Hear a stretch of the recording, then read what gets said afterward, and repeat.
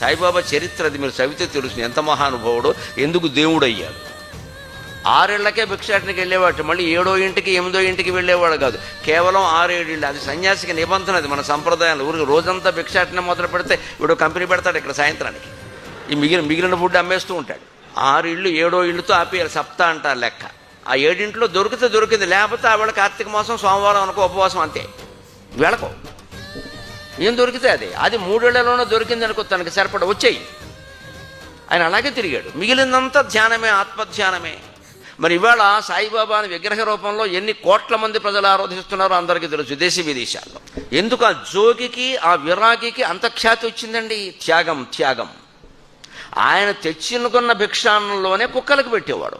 మనం గుడికి వెడతాం, ఆరాధిస్తాం, ఆయనకి ఏదో చేయిస్తాం, దండేస్తాం, ప్రదక్షిణం చేస్తాం. ఎందుకు? ఆ అమ్మాయి నా ప్రేమలో పడేలా చూడు, నేను తర్వాత గోతులో పడేలా చూడు.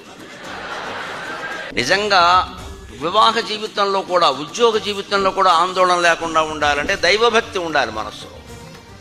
ఈ సృష్టి అంతా భగవంతునిదే. ఆయన నువ్వు సాయిబాబా అంటావా, అమ్మవారు అంటావా, రాముడు అంటావా, కృష్ణుడు అంటావా, యేసుక్రీస్తు అంటావా, అల్లా అంటావా, నీ ఇష్టం, ఏం పర్వాలేదు, ఏదనుకున్నా పర్వాలా. అవి మనం పెట్టుకున్న పేర్లు. అవి మతభేదం అనేది కేవలం మనుషులు పెట్టుకోవడం వల్ల వచ్చింది. భగవంతుడు ఎప్పుడు ఒకడేనండి. మతానికో దేవుడు ఎక్కడా ఉండడు. ఏ మతం వాళ్ళు ఒప్పుకోరు ఆ విషయాన్ని.